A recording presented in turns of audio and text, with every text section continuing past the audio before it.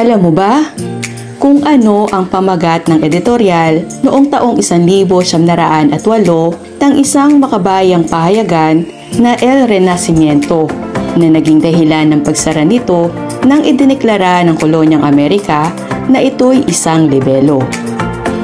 Ang kasagutan ay Aves de Rapiña, Birds of Prey o mga ibong mandargit.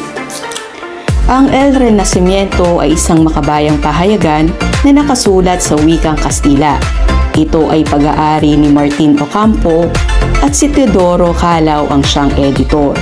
Noong ika-30 ng Oktubre, taong 1908, nagpalabas ito ng issue kung saan binatikos ng editorial na parte ng pahayagan ang pang-aabuso ng mga Amerikano. Dahil dito, nagsampa ng kasong libelo ang mga may kapangyarihang dayuhan laban kina Teodoro Calao.